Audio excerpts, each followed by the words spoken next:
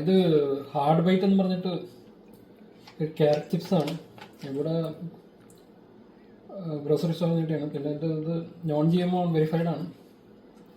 150 grams ഉണ്ട്.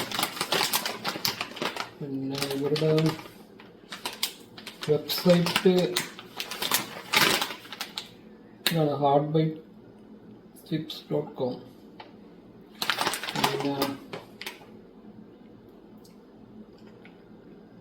ഈ ഇൻസ്റ്റാഗ്രാമിൻ്റെ link ഉണ്ട്, hard byte chips.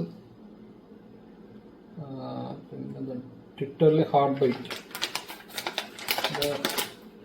Vitamin A വേണ്ട ആൾക്കാർക്ക് സ്നാക്ക് എന്നുള്ള രീതിയിൽ ഉപയോഗിക്കാം.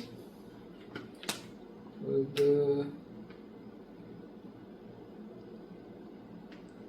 കാനഡയിൽ ഉണ്ടാക്കിയെന്നാണ് പറയുന്നത്. ഇതും പറയുന്നുണ്ട് ഇവിടെ.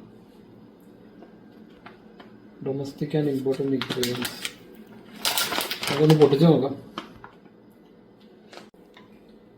കട്ട് ചെയ്ത് നോക്കാം.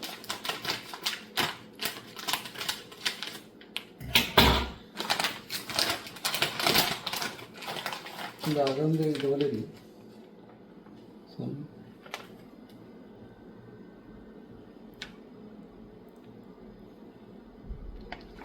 ഇതെടുത്ത്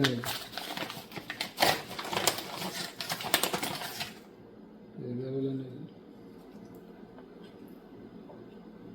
കഴിച്ചു നോക്കാം.